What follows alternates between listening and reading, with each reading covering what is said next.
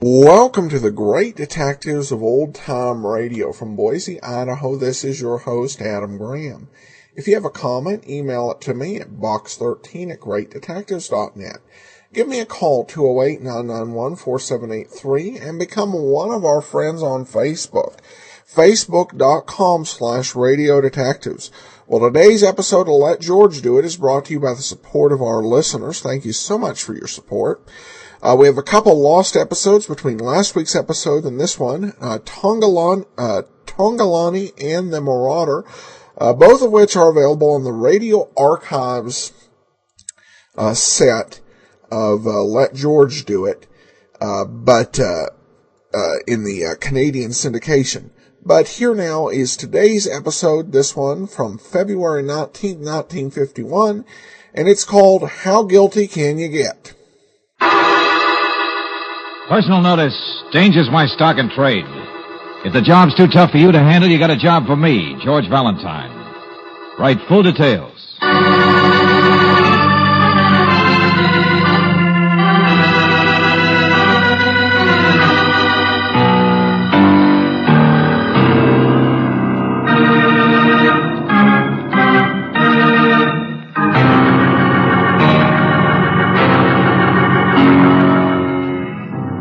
Standard Oil Company of California, on behalf of independent Chevron gas stations and standard stations throughout the West, invites you to Let George Do It.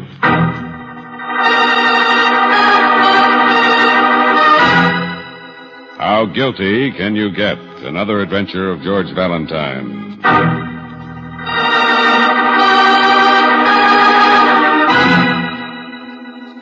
My dear Mr. Valentine, I am one of the richest men in Sand Hill Center. As a ring lardner character might say, I've made my pile. Ha ha. There's nothing that makes a man as nervous and unhappy as $1 million. Ha ha. Yes, you will laugh. You won't believe my fears. You won't believe what kind of woman my wife is. You won't even believe she might be carrying on and plotting with another man. Well, you'd better believe that and come to see me immediately, or Sand Hill Center may be without the services of its only millionaire. After all I've given to this town, the one thing I don't want to give them is the pleasure of enjoying my funeral. Yours for a long life, ha ha, signed Fred Vincent Liggett.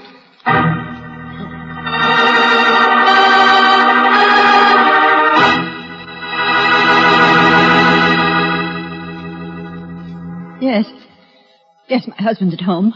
Why? Well, I'm George Valentine. This is Miss Claire Brooks, my assistant. Oh, yes, of course you're Mr. Valentine. Well, may we come in? I don't know. I'm not sure.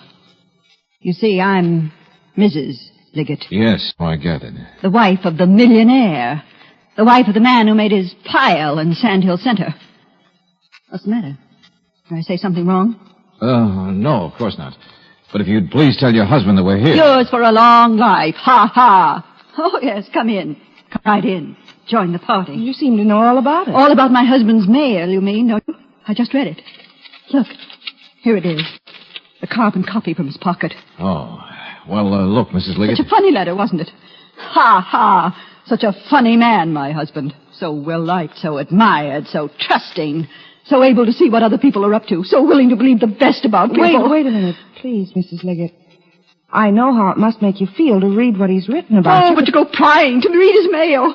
But I am reading all of the things in his pockets. You walk in here the moment I've just been reading them. Mrs. Liggett, because please. the sheriff wanted me to read everything. He told me to look, too. To look at all the nice things my husband ever wrote about anybody. Stop it, I said, please. Sheriff? What? Yes, of course. Because I've already done it, don't you see? Well, what else could you see? What else could you think? Go on in there. Go see my husband. He's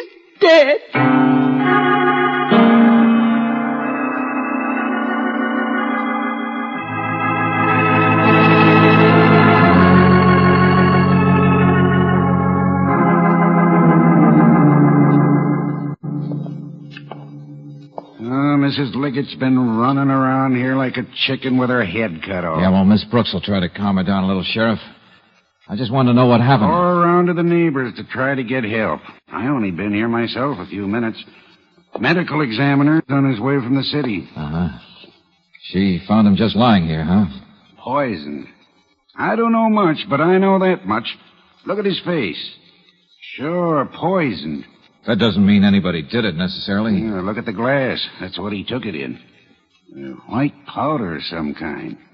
Must have tried to get to the phone. Hey, what's that bottle you're waving around? A prescription. Center drugstore. Found it in the bathroom. Showed it to her and she fell apart. What do you mean? What do you think I mean? Mrs. Liggett admitted she measured this stuff and gave it to him in a glass of milk. Well, if it's a doctor's prescription. Her name's also on the drugstore receipt for it. She bought it. But if she... He drank a glass of milk. That doesn't mean he knew what was in it, does it? Oh. So you've got a suspicious nature, too, huh? Well, the first thing I seen in his pocket was that letter to you. What would you think? Here, give me that bottle. Prescription number 537... 53785. What about it? Well, hello, Mr. Manx. None of that Mr. stuff with me. Deputy brought me right out, Bill. He says you're climbing out on a limb and making... This is Mr. Valentine, Ed Manx. Owns the Center Drugstore. Hello? Now, listen here, Bill. Your deputy's going over the books to check that prescription. In 17 years, my place has never been accused of anything. Nobody's accusing you of anything, Ed. Be quiet, will you? The boy mixed that. It's his initials. He's brand new this week, but he knows his stuff. He's a trained pharmacist. I've watched him. He don't make mistakes. Nobody said anybody So made for you to it. go popping off accusing people, saying it's poison from my drugstore that caused this whole said thing. No, hold Nobody's it, both of you, will you? So far as I can see, Sheriff, you don't even know this is a murder yet. Ha! That's what I said the minute I heard the rumors. Just because nobody liked Liggett, just because he had too much money and too many bad jokes. Skip it, will you? Was Liggett sick that he needed medicine regularly? No. Yes. Ha! There, you see? Right off the bat, you go off half-cocked What about was his the matter condition. with him? Pretty bad case of anemia. Ask his wife. She's picked up medicine for him every week for the past several her weeks. again. His wife did she? Well, what have you got against her? Holy smoke, Bill. Who was Liggett's doctor? Who wrote that prescription? Nichols. Everett Nichols. Only one in town. Yes, and my file's got that prescription in Nichols' own handwriting. The same number stamped right on it, 53785. Here, let me see the bottle. Here, look all you want. Huh. Practically full. Dose is a teaspoon, it said. Well, what are you trying to say? She gave him an overdose? She couldn't. There's no more than a spoonful taken out of there. All right, Ed. But I don't get it. Poison? Sure, it's poison. Doc Nichols' prescription will show that. Same as the boy who mixed it. Your deputy's getting him now. All right. Wait a second, Manx. All you're doing is confirming whatever the sheriff thinks. So what is it, Buster? What don't we know? Ed, you've seen how the Liggetts were getting along. You mean headed for a divorce? I mean her running around all the time. Huh. Well, I can't say as I blame her. Liggett was no charmer. Doc Nichols is. Oh? Ambitious man, Doc Nichols.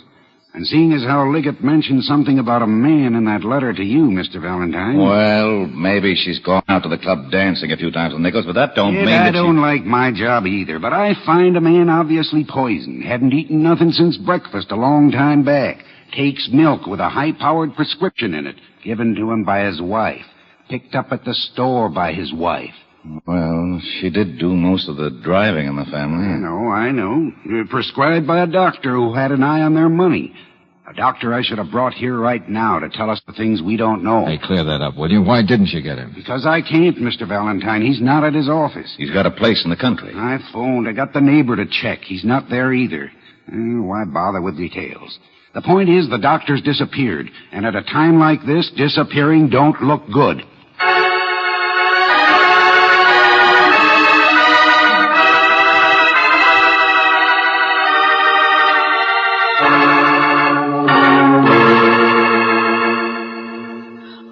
How should I know where Dr. Nichols is? I don't know anything about him. The sheriff says you've gone out a few times with him. Of course that's what the sheriff says. I don't blame him. The rich man's wife who goes out with other men. It's not nice. No matter what your husband's like, no matter how separated you are, no matter how much of a gentleman the doctor might be. All right, Mrs. Liggett, all right. I gather your husband wasn't much of a guy to live with, but... I haven't seen Dr. Nichols for days and days. All right, skip it. Tell Mr. Valentine what you told me about Mr. Liggett. He was always suspicious of her, George. Suspicious of everybody. Why should I tell him that? He wouldn't believe me. Her husband told other people that he didn't trust her. That he was afraid someday she might try to get rid of him. Of course, naturally. I'm a murderess. Ask the sheriff. Look, Mrs. Liggett, I know it's tough. Before we even know the facts, everybody jumps to a conclusion. Why? Well, because I'm here. Because your husband wrote to me. Because Fred picked the time he did to write you one of his ridiculous letters. Yes, in a way, it is your fault that I'm in trouble. Yeah. You mean now it's up to me to get you out of trouble, huh? To prove it wasn't murder. Yes. All right, don't worry. I was hired on this case, so I'll go on with it.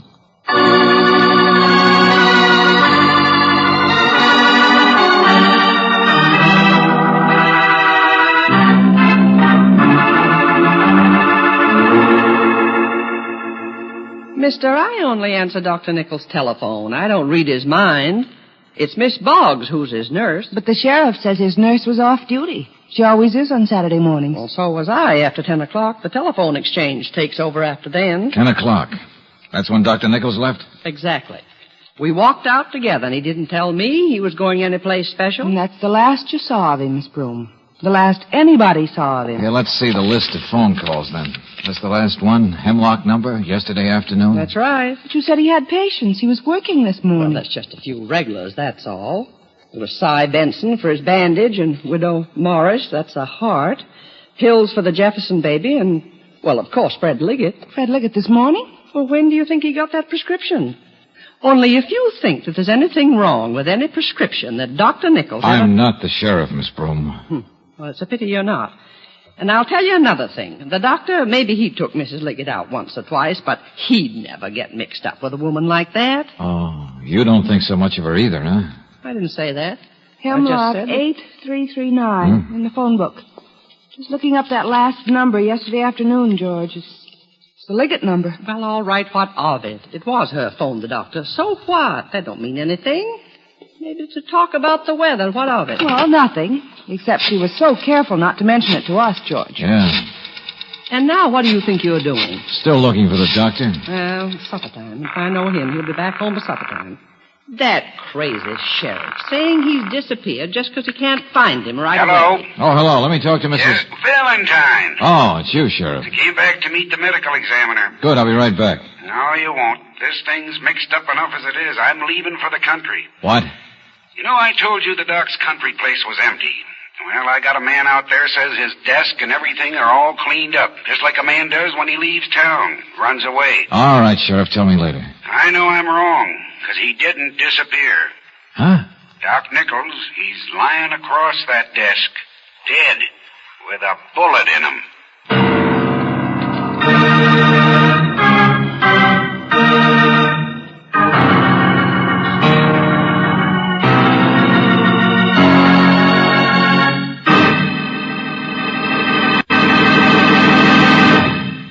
We'll return to tonight's adventure, George Valentine, in just a moment. Listen to the difference. Yes, now you can actually hear authentic scientific proof of the difference between new RPM motor oil and premium-type motor oils, as designated by the American Petroleum Institute. Auto engines are equipped with irradiated piston rings, and during operation, minute particles of radioactive metal wear off the rings. Geiger counters are thus able to detect the amount of wear actually taking place. Listen now as the Geiger counters click off the difference. First, the low wear rate of the new RPM. Now, the much faster wear rate of the conventional oil. Now, new RPM again.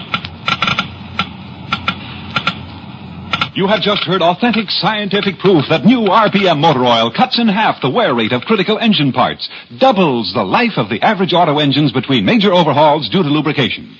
Proved in the laboratory and checked out in severe road service, new RPM motor oil is sold with a money-back guarantee of satisfaction. Ask for it at standard stations and independent Chevron gas stations where they say and mean, we take better care of your car.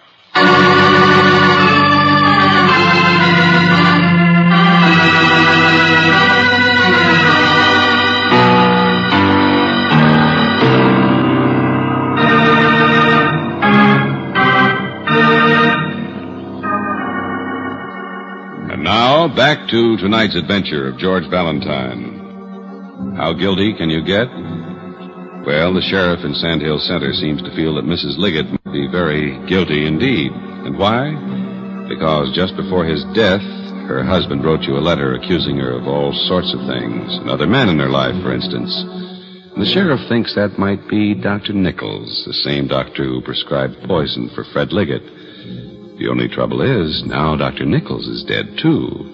And if your name is George Valentine, you know it's not going to be quite as easy as you once thought to prove this was not a murder case. That you, Valentine? Yeah, right here, Sheriff. Thanks for waiting. You ready to go? It's a good 15 miles out there to the country place. Wait a minute. Who's this? Oh, Dr. Milliken, City Police. Oh, hello, Doctor. What was it? Miss Brooks, Mr. Valentine. How do you do? You mean the poison? Strychnine, I think. The hospital's running some tests for me. Strychnine? On the prescription, and Ed Manx found me that. And the boy who made it up confirmed it. It's Nichols' handwriting, all right. So a doctor just prescribes poison right in the open, and a wife gives it to her husband in a glass of milk. Couldn't be called medicine for him by the farthest stretch of the imagination. It couldn't be called sensible either, until Nichols turned up dead. What do you mean? Well, suppose Nichols was being used and didn't know it.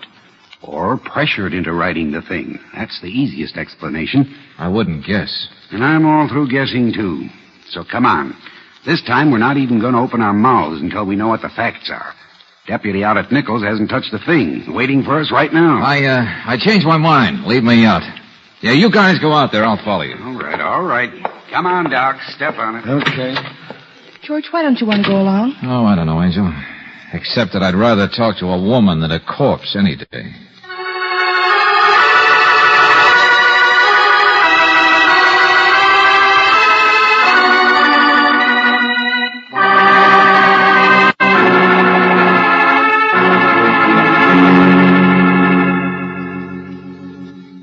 Mr. Valentine, I assure you I've never been mixed up in any way with Dr. Nichols.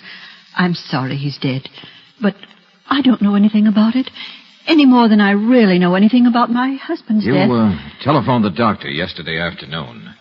You didn't tell us about that earlier. Didn't I? No. In fact, you said you hadn't seen him for weeks. Oh, I'm sure I said a great many things today, Miss Brooks. Words.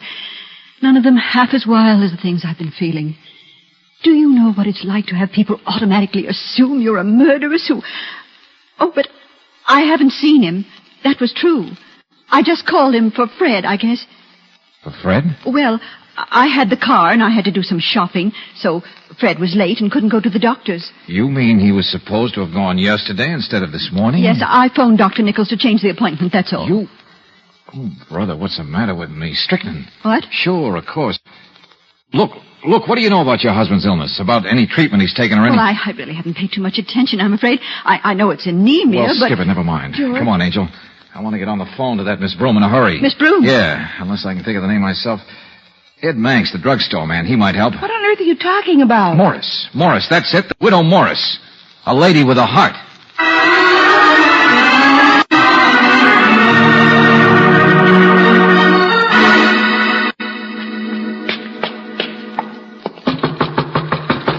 What do you expect to find? I don't know, Angel. See if she's in first. Well, it's the only Morris in the phone book. But if you'd waited until I called Miss Broom... I didn't want to wait for anything, Angel. I don't know much about medicine, but I know enough. Uh-oh. Come on. Her lights aren't on. Mrs. Morris? Mrs. Morris? Oh, here, the switch is over. Poison. Sure. The same expression on her face. Just like Fred Liggett. Been dead for several hours, I guess. Hey, look, here we are. Bottle. White powder. What, George? Brooksy, it's a prescription for today. Strychnine? The same... No. Strychnine wouldn't have hurt Mrs. Morris here any, would it? Woman being treated for heart trouble? It's a common method of treatment, in fact. George! Yeah. Now you begin to get it. Suppose Fred Liggett, who didn't have heart trouble, got the wrong medicine. And the widow Morris here... And the prescriptions were mixed. And he was being treated with something that she got, and that killed her. Anemia he had, wasn't it? Oh, but George, no, a doctor couldn't make a mistake like that. It's impossible. That's what I always thought until right now. And why would he himself have been killed? The doctor, I mean. Well, let's get out there with the sheriff before he buries all the evidence. Because maybe the doctor's death was just as simple, Angel. Maybe we can wind this one up fast.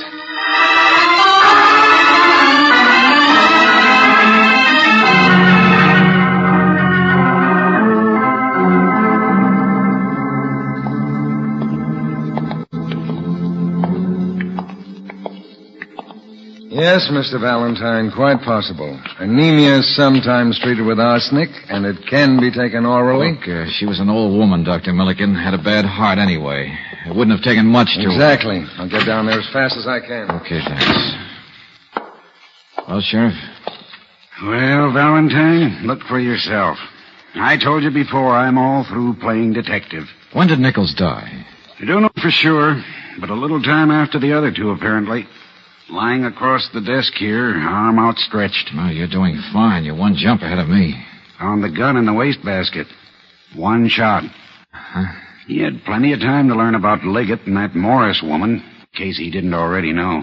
Wastebasket right beside the desk. Funny guy, Nichols. Ambitious, very proud of himself, his standing in the community, his reputation, his career. Right arm outstretched, huh? Out over the edge, like this. Sure, right-handed. You know, I said earlier, his stuff looked all arranged. Done in a hurry, but sort of like a man who's leaving town suddenly. Or a man who fired a single shot. The gun drops from his hand into the wastebasket, and then he slumps forward on the desk. Yeah, you don't have to go through the motions. I already done it. But you said a long time ago it might not be murder. I was guessing. Now you're not. Because if Liggett and Morris were mistakes, the most horrible mistakes I ever heard of, and I guess this proves it, doesn't it? When the doctor, whose fault it was, commits suicide. That's it. Just look at the evidence. That's what happened. Suicide. So that's how it ends.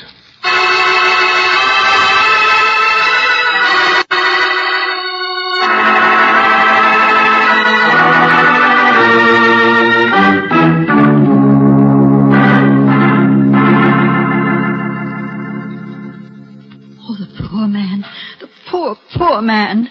Think how he must have felt when he found out, when he realized what he'd... Yeah, the mistake was his, all right. Wasn't the drugstore's fault. You pharmacist on duty. He didn't know the people. He wouldn't have caught it. Just think how Dr. Nichols must you have... were pretty upset by this, too, Mrs. Liggett. You were blamed for a while. Well, everyone knew how Fred and I were. I can't blame anyone for jumping to conclusions. No.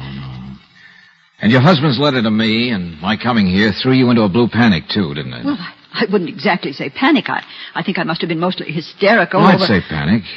Why not? It was the first thing that started to upset your plan. My what? Well, isn't that what you'd call it? When you plot your husband's death? When you almost get away with it? Mr. Valentine, I'm sure Just to be accurate, I'll say you and the boyfriend. He obviously did most of it. Did most of what, George, for heaven's sake? There'd been gossip about her and the doctor. Her and several other guys, as a matter of fact. But if there was a real boyfriend and they were plotting to get rid of Liggett, you don't think they'd let the gossips in on it, do you? Just whom are you referring to? The only man it could be. To pull off the most involved but simple crime I ever heard of. Ed Manx, the druggist. Who else? Oh, sure, very funny. Go ahead, laugh. But there's a little too much coincidence for my blood. Ed Manx had a new pharmacist filling prescriptions today. Now, why? I'm sure I haven't the slightest idea. Manx is a pharmacist himself.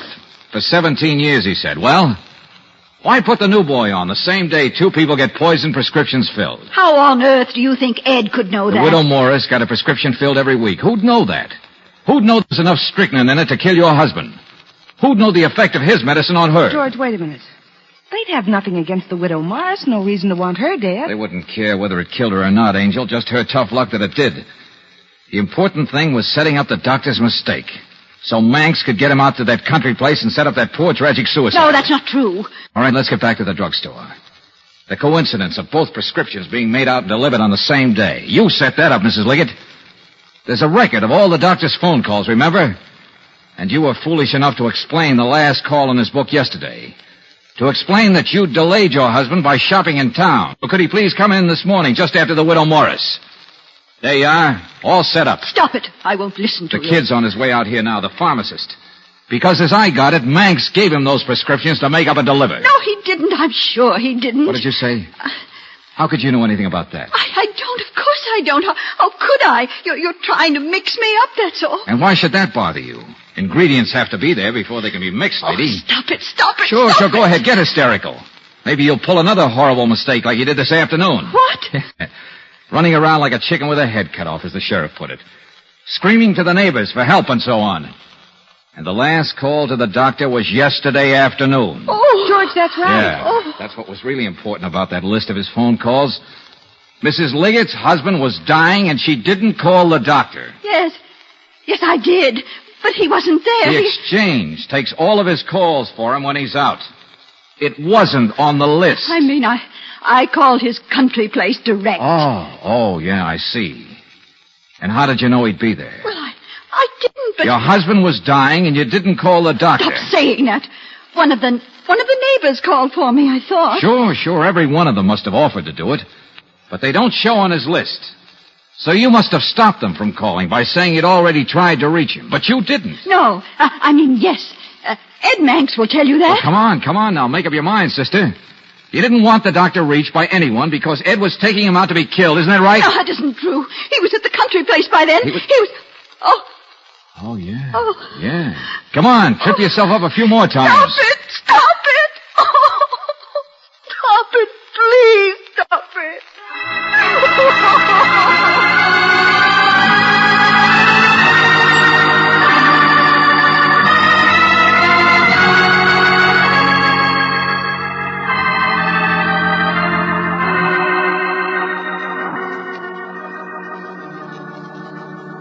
But, George, to have killed 3 people in cold blood. Well, they thought they had to do it, Angel. Small town, her husband's money, and the suspicions he'd advertised. They knew it'd take a very slick plan to get rid of Liggett and keep it covered up. But they had their slick plan, all right. Yeah, so slick they fell down on it. But it almost worked, didn't it? I mean, the sheriff believed it, so did I. Well, so did I, until I caught that phone call business. Besides, Angel, it did seem pretty impossible that any doctor could ever mix his prescriptions like that. George, I still don't understand.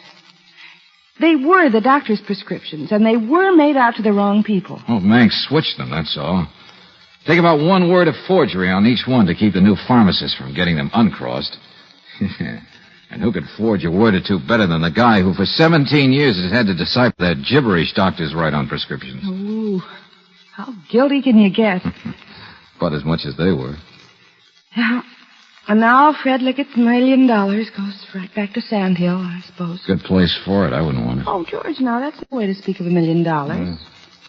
Matter, are you afraid your wife might be tempted to kill you for it? Or, you mean you'd be afraid you might be able to afford a wife? Look, if you want to change the subject, you do it like this. Oh, darling. But I never really change the subject. No, you don't. It's always the same. That's what I love about you. You're persistent. Good night, Angel.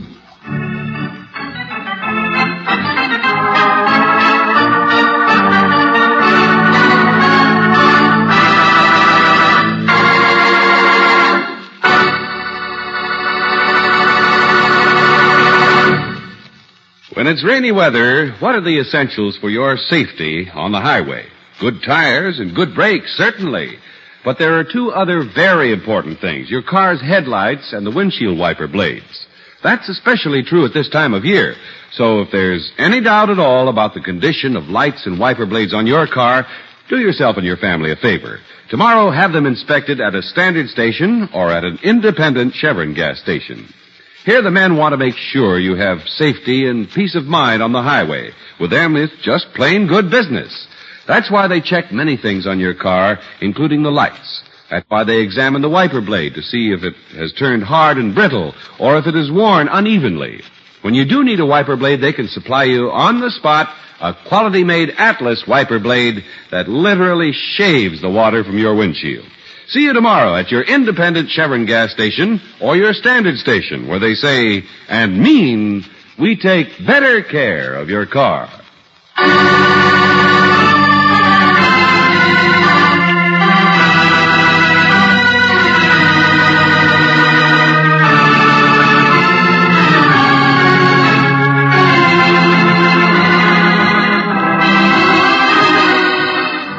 Tonight's adventure of George Valentine has been brought to you by Standard Oil Company of California on behalf of independent Chevron gas stations and standard stations throughout the West. Robert Bailey is starred as George, with Virginia Gregg as Brooksy. Let George Do It is written by David Victor and Jackson Gillis and directed by Don Clark. Lee Patrick was heard as Marion, Ed Begley as Manx, Joe Duvall as the sheriff, Joe Forte as Liggett, and Myra Marsh as Miss Broom. The music was composed and presented by Eddie Dunstetter. Your announcer, John Heaston. Listen again next week, same time, same station, to Let George Do It. Let George Do It is heard overseas through the worldwide facilities of the Armed Forces Radio Service.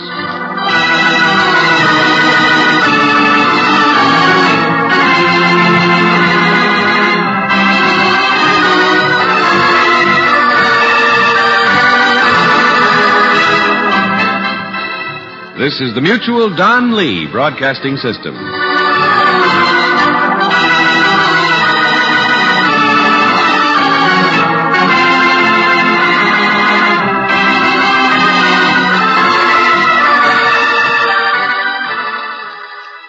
Welcome back. Well, it's one of those cases where the detective sets out to undermine a case of gossip and rumors that implicates a certain party.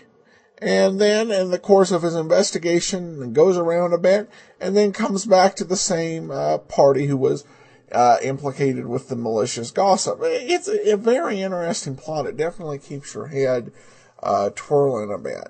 And certainly this was a very improbable accident that she and the pharmacist tried to set up. So, yeah, that's kind of what happens when you get too cute when you're planning a murder.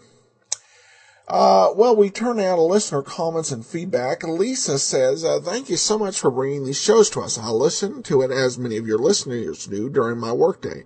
I roam the hallway of my work with my headphones in.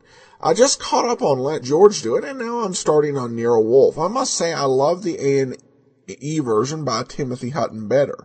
The Nero Wolfe in the TV series was gruff but lovable, whereas the radio series one seems to me just gruff and irritable. I really feel sorry for the Archies. Well, I really do feel that the radio version of Nero Wolfe, played by Sidney Greenstreet, was more of an extension of the typical Sidney Greenstreet character than tied to the Nero Wolfe character. It's kind of interesting in a way, and there may be some closeness to that. I found, you know, and I know this is odd if you're a fan of comic books, when I've been viewing some of the portrayals of the Kingpin, they reminded me a little bit as kind of a sinister version of Nero Wolfe. It turns out that the Kingpin was actually based on Sidney Greenstreet. So, yeah, that's kind of what's going on there. She goes on to say, as a history major, I enjoy looking at the world my grandparents grew up in. Though they were simple farmers, I love the episode of The Abbotts where they went through Ohio. My grandparents are in Ashland, Ohio. It's a small world. My wife actually attended college up in Ashland for about 2.5 years. Thank you for transporting me to the 40s and 50s. I wish I'd been alive during those times, minus the racism, sexism, etc. Yeah, and I wish I'd been alive with today's medical science. It's a few simple things, but I don't quite know if I would have made it during the time of old-time radio. So it's probably best just for me to listen. Lisa says, hope your wife and your kitty and you are having an awesome day. Thanks, Adam, and sorry for the long email. Not at all, Lisa. Thanks so much for the email. And over on Facebook, Peter comments, thanks for making available Nero Wolfe with Sidney Greenstreet. I listen to the episodes while flying, and I do fly often. It is great to close one's eyes and get enveloped in an era when radio was king and when our imagination was everything. Sidney was, of course, in The Maltese Falcon and Casablanca, as well as some other movies like The Mask of Demetrios. And funny thing about Greenstreet, he didn't actually start till the Maltese Falcon when he was already quite advanced in years, but really became such a great icon that he's been copied for years and years and years.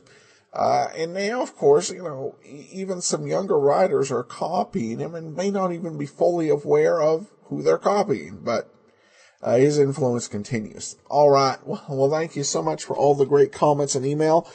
We will be back tomorrow with Sherlock Holmes, and then join us next week for another episode of Let George Do It. In the meantime, send your comments, box13 at greatdetectives.net, Twitter at Radio Detectives, and give us a call, 208-991-4783. But from Boise, Idaho, this is your host, Adam Graham, signing off.